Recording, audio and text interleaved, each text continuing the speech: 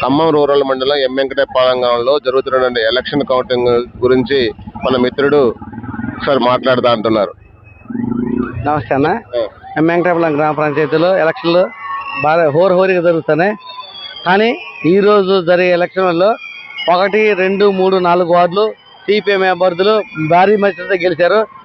తర్వాత భయంకరంగా ఒక స్ట్రాటజీ తీసుకుంటే అభిమానం మంచి కోరుకునేటోళ్ళు కానీ, లేకపోతే ఇంకా అభివృద్ధి కోసం కోరుకునే సిపిఎం నాయకులు ప్లస్ బీఆర్ఎస్ న్యూ డెమోక్రసీ అభ్యర్థులంతా కలిసి సిపిఎంలో కలిసి ఈరోజు పనిచేస్తున్నారు.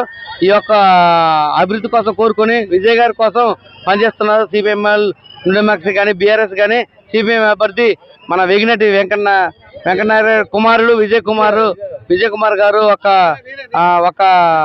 వాళ్ళని గెలుపుకోవడం. అదే విధంగా ప్రతి ఒక్క వార్డులో చూసుకుంటే ఎం వెంకటపాలెం డివిజన్ లో ఎన్ని మొత్తం వార్డులు ఉన్నాయి? సర్పంచ్ గాని ఉప సర్పంచ్ గాని ఎవరు నిలబడ్డారు?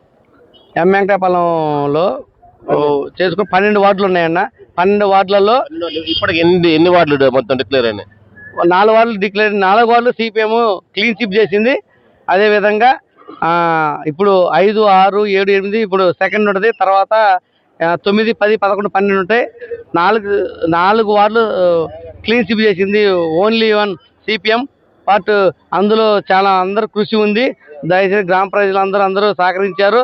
వాళ్ళ యొక్క అందరికీ కృతజ్ఞతలు తెలియజేసుకుంటాను. ఇప్పుడు ఎం వెంకటపాలెంలో ప్రధాన సమస్యలు ఏమండి? రాబోయే సర్పంచ్ గారు ఏ సమస్యలను మీరు పరిష్కరించాలని కోరుకుంటున్నారు? వాళ్ళకి ఏ సజెషన్ చేస్తున్నారు?